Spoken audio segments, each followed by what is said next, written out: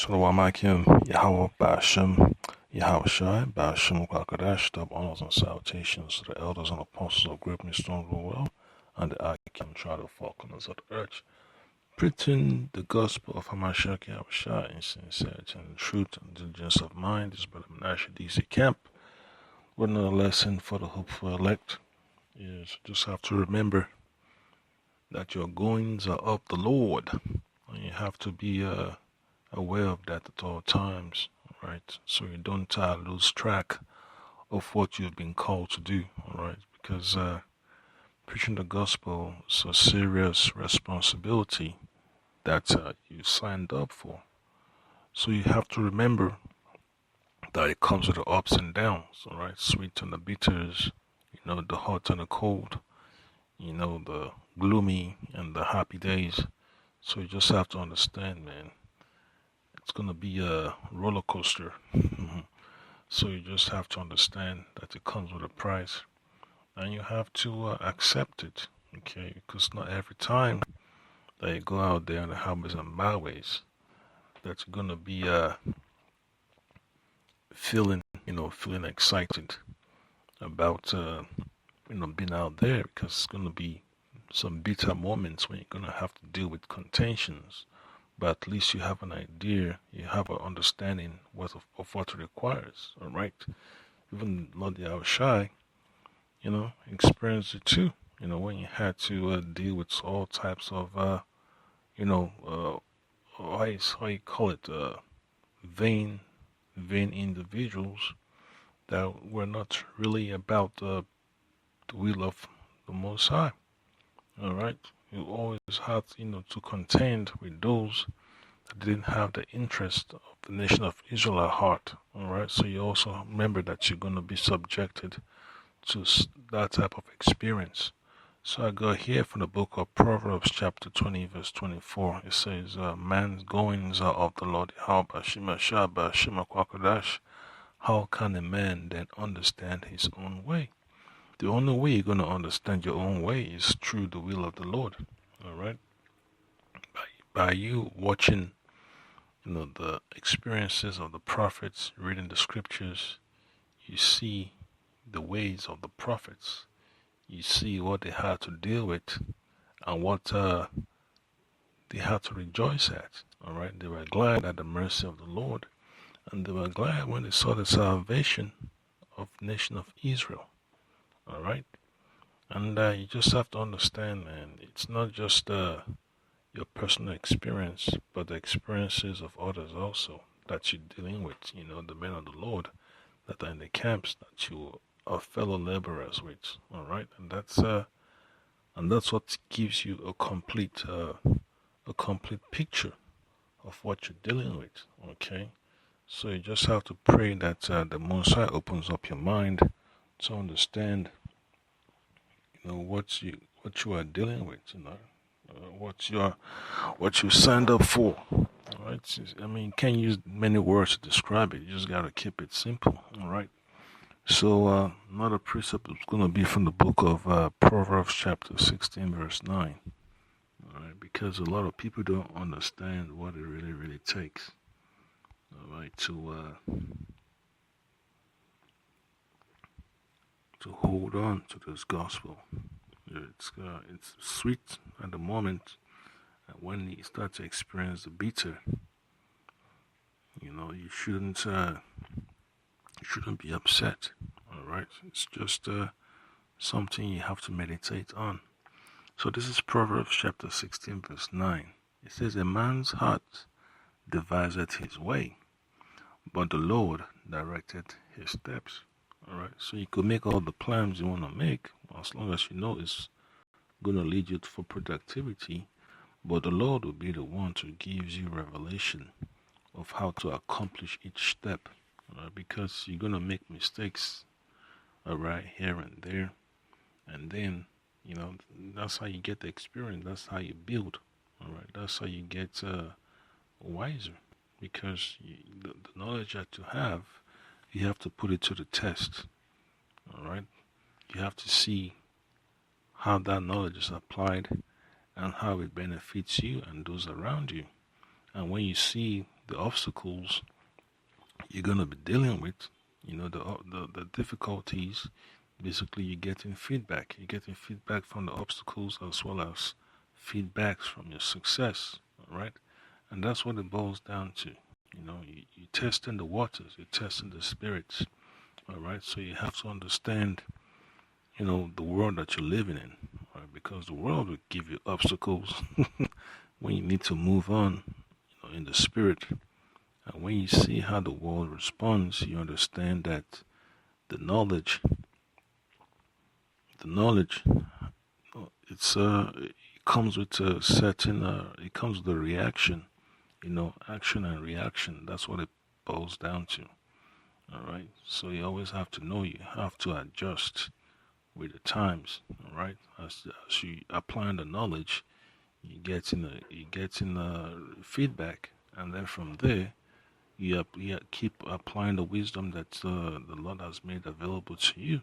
All right, and that's how it works. That's how the Lord directs your path. All right. So another precept will be from the book of Proverbs, chapter 21.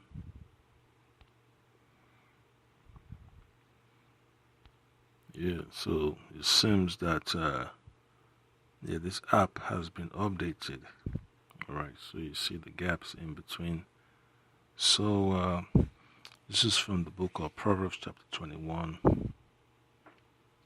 verse 2. It says, "Every way of a man is right in his own eyes, but the Lord pondereth the hearts." All right, and that's how it goes. All right, this is the Most High's dominion. All right, that's being sublet, to the Edomites and the heathen. All right, so always remember that whatever you're planning, might seem well to you, seem productive, but the Lord, has a final say how you're gonna go about accomplishing that goal. Okay, so that's how things go. You make all the plans you want, seem right, but the execution of it to reach the final destination, the Lord decides it. The Lord has the final say. The Lord has to give his stamp of approval for you to accomplish certain things. And when you fail, just know that you have to go back to the drawing board and make adjustments, according to the will of the Lord. All right, that's how things go. All right, that means you're counting the cost. All right, doesn't mean you should give up. All right, as long as it's based on righteousness, you still have to continue in that path. So another precept is going to be from the book of Jeremiah, chapter 10. Let's see, the verse 23. All right, it says, "O Lord Yahweh Bashim Ashah Bashim Kwakadash, I know that the way of man is not in himself. It is not in man that walketh to direct his steps." All right, so that's how you understand your life. Right, it's something that you have to take a look at, because when you're meditating, you're not that quick to alter it, make a quick response. Right, because you're constantly under observation, you're constantly examining yourself, and that's what it's like in this truth. Right, because there are moments where you're going to be quick to respond, when you're preaching the word out there on the highways and byways, you're making lessons. All right, and there are moments when you're going to be slow to answer because you're meditating upon the scriptures. All right, and that's what it boils down to. All right, there are times you're going to be quick, and there are times you're going to be cautious. All right, basically you're choosing your words. All right, so you have to understand, man. It's not every time that you're going to be excited to give a response. All right, so another precept is going to be from the book of Romans, chapter 9. Alright, so just to let you know that this is the Most High show, where you can't pull the strings and think things are gonna go your way. Alright, so just when you read from the book of Romans 9, you read verse 17, and then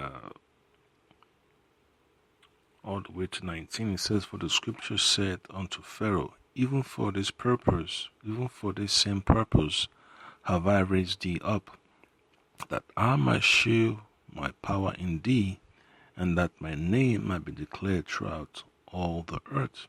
Alright, so that's an example of how the Lord used someone, used the heathen as a vessel for him to show his reaction. Alright, to show that he's the Almighty. Alright, to show to the whole world that his power endures forever, that his wrath cannot be compared to the wrath of man. Alright, so the Lord has different ways of showcasing his greatness. Alright, just like how he uses the prophets, right, to make revelations, to show the people what's to come. That's excellent right there. Alright, so you just have to agree with what the Lord has already set in stone. Alright, and then you read verse 18. It says, "Therefore hath he mercy on whom he will have mercy, and whom he will he hardeneth." Alright, that's how it is. That's how it is when you're preaching the gospel out there on the highways and byways. Alright, even when you're making lessons, when you post lessons, alright, you look at the comment board, you have brothers that bring precepts to edify, and you also have scoffers. Alright, that will give you a hard time. You got spammers, you got scoffers, and then you just got spectators. Alright, so that's one thing you have to take account of when you're preaching the gospel. You're going to experience hardship. You're going to experience resistance from the people. Alright, and then in verse 19 it says, "Thou wilt say then unto me, why doth he yet find fault?" Alright, "For who hath resisted his will?" Yep, that's what it boils down to. How people think they can prevent the Lord from getting his prophecies to come to pass, but they can't. That's why the Lord Shai, it has proven, times without number, that there's nothing that can prevent his words from being fulfilled. Alright, so I read verse 19 again. It says, "Thou wilt say then unto me, why doth he yet find fault? For who hath resisted his will? None." Right? That's what it boils down to. It's impossible, to resist the will of the Heavenly Father, and that's one thing. The world has not been able to comprehend. And just like you read in the book of Romans, the first chapter, tells you about those who have to give up, to wickedness. That's what it is, man. Some folks were destined for righteousness, while some folks were destined for evil. And that's what it is. Just like the Lord chose the nation of Israel to be his favorite nation on the face of the earth, so did he choose the Edomites to be the most hated nation on the face of the earth. Alright, so there's nothing that the Edomites can do to change their destiny, and there's nothing the Israelites can do to change the will of the Heavenly Father. To have mercy upon the Edomites. It's just simple. The heathens can't partake of our inheritance because the Lord Yahweh Shai didn't put it in in his plans for them. All right. So that's one thing, we have to accept, man. No matter how hard people try to bring people to into the gospel and make them think that they have an inheritance with the Israelites, they can't. I'm talking about the heathens, all right?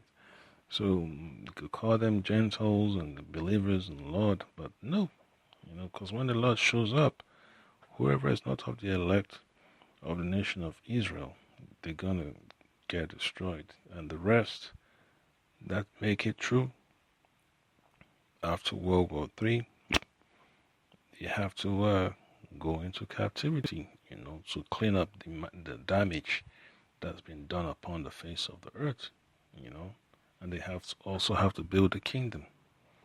So that right there proves that the Messiah is in control. All right. And then the final precept would be from the book of Job. I'm going to read that from chapter 12. All right, and I'm going to read. I'm going to read from verse 15.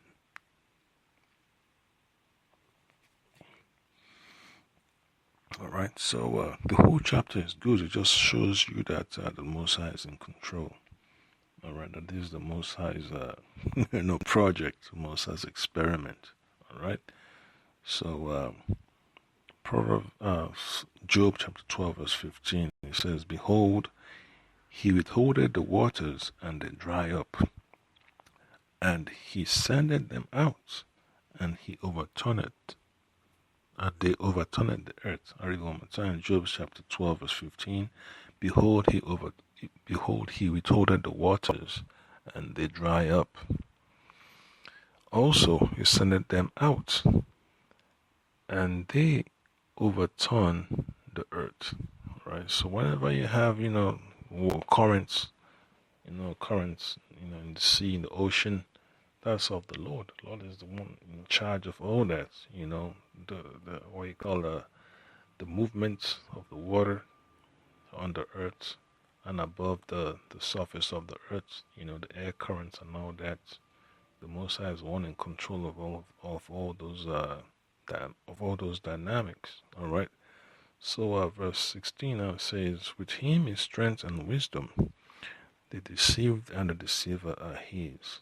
Right. So the Lord is in charge. Right. For those that don't want to agree, that's a simple precept right there. It says, "The deceived and the deceiver are his." All right. With him is strength and wisdom. He decides who's going to get the wisdom and who's not going to get it. He decides who's going to be strong and who's going to be weak. Because when you read the precept for the down, it says, "He leadeth counselors away spoiled, and maketh the judges fools." All right. He looseth the bonds of kings, and girdeth their loins with a girdle. He leadeth princes away spoiled, and overthroweth the mighty. So that's it right there, man. Because when you see one nation overcoming another nation in battle, you can't just think they did it by the power of their own hand. It's the Lord that did it. All right. So you just have to take it as the Lord has set it in place. So that's just the point that I can hope you've been edified. Just have to understand, man. Don't get depressed. Don't get angry or sad that things are not going your way. Just have to accept that the Lord Yahweh is in control, and when you're doing His will, you already know what the end of it for you is. All right, so you don't let the obstacles that before you, the difficulties that you experience, and make you fall out. You have to stand firm. You have to stay through the whole experience. It's an experience that you have to be present. All right, you have to be there. All right, just like you're in class. All right, you're learning.